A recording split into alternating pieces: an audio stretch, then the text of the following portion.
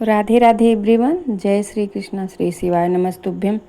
तो दोस्तों, आज इस वीडियो में हम लोग जानेंगे कि कार्तिक मास की क्या महिमा है और इसमें तुलसी पूजा की क्या महिमा है और इस महीने में हमें कैसे स्नान करना है, कैसे दान देना है और कैसे दीप दान करना है। सारा चीज़ इस वीडियो में आप लोग को बताएंगे हम। तो सर्वप्रथम हमको ये देखना है कि सुबह में जितना जल्दी हो सके हमें ब्रह्म मुहूर्त में उठना है और स्नान करना है। इसमें मेन स्नान और तुलसी पूजा की बहुत बड़ी महत्वता है। तो हमें सुबह 4 बजे तक मतलब उठ जाना है। यदि कितना भी लेट हो रहा है तो 4 बजे तक जग जाना है और जगने के बाद हमें अपने शरीर को स्वच्छ कर लेना है, स्नान कर लेना है। यदि जब तक ऊपर मतलब चाँद और तारे रहते हैं तब तक स्नान हो जाना चाहिए।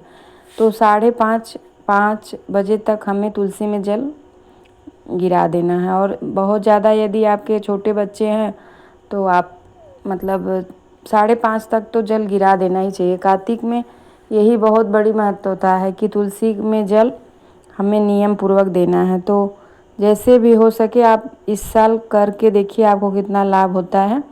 और कार्तिक महीने में हमें दीप दान हुआ, हमको दान हुआ, तुलसी पूजा हुआ, श्री हरि नारायण की पूजा, शिव मंदिर, भगवान शिव की पूजा जितना हो सके हमें सुबह सुबह कर लेना है। तो सुबह उठने के बाद सर्वप्रथम हमें तुलसी पूजा करना है।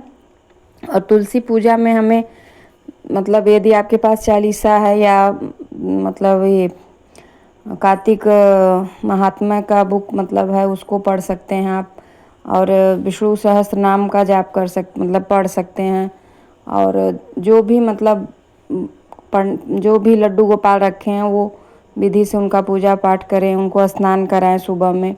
और सबसे पहले हमें कार्तिक मास में हमें तुलसी पूजा करना है, सूर्य भगवान को जल देना है। इसके बाद यदि पीपल है नज़दीक में बाहर में तो वहाँ पे भी जल देना है। इसके बाद अगले साल तक आप देखिए आपको कितना लाभ होता है। और ये पूजा करने से घर की जितनी भी दैत्यता है वो ख़त्म होती है और आपके जीवन में भी बहुत सारी खुशियाँ लाता। अपने लिए करिए, इसलिए हमें तुलसी पूजा ज़रूर करना है। यदि पीरियड है तो उसी समय स्नान करिए। सुबह में जैसे डेली उठते हैं उसी हिसाब से उठिए और स्नान करिए।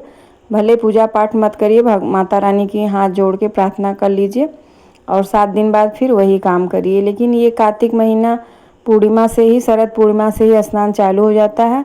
तो हमें ये स्नान ज़रूर करना है और पूजा पाठ करना है। तो यदि गृहस्थ में है तो मतलब तब पर भी आपको ये पूजा करनी ही चाहिए।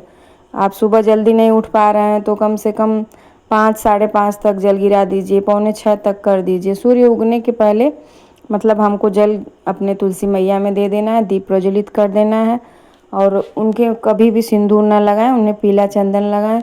यदि दूध है तो घर में तो चढ़ा दें, नहीं है तो सिर्फ जल और तुलसी में डाल दीजिए डेली का डेली और पीला चंदन। यदि गांव में मतलब यदि कहीं भी नदी है आपके नज़दीक में तो स्नान करिए। पूर्णिमा का बहुत महत्व होता है, स्नान का भी बहुत महत्व होता है। तो ये स्नान हमको शरद पूर्णिमा से ही चालू कर देना है और 1 महीना तक स्नान का नियम लेना है। और आपको स्नान करना है। और बहुत से लोग हैं कि लहसुन प्याज नहीं खाना, ये नहीं, जो ऐसे आपकी श्रद्धा हो, भगवान में बस श्रद्धा विश्वास रखिए। लहसुन प्याज खाने से किसी की पूजा भंग नहीं होती है। तो हमें इस चीज़ को लेके इतना टेंशन नहीं करना है कि लहसुन प्याज खाएंगे तो तुलसी में जल नहीं दे पाएंगे, ऐसा कोई बात नहीं है। गृहस्थ में सब सारी चीज़ें माफ़ हैं। और भगवान श्री हरि नारायण की और माता तुलसी की विधि विधान से पूजा करिए। यदि घर में बहुत ज़्यादा दैत्यता है तो उसके लिए भी लाभ मिलता है। और हमको लेकिन ये है कि नियम से एक नियम बना लेना कि हमें सुबह जल्दी जगना है और माता तुलसी को जल चढ़ाना है। तो ये अपने आप आपकी आंखें खुलेंगी और आप 2-4 दिन करके देखिए। इसके बाद नियम से आप पूजा पाठ करने लगेंगे। तो ये जो तुलसी पूजा होती है ये बहुत ही विशेष मानी जाती है कार्तिक में। और तुलसी नया कार्तिक महीने में नहीं लगाना है। यदि आपको तुलसी पूजा करनी है तो पुरानी तुलसी का करिए या तो फिर उसको नवरात्र में ही लगा लीजिए। राधे राधे, जय श्री कृष्णा, राधे।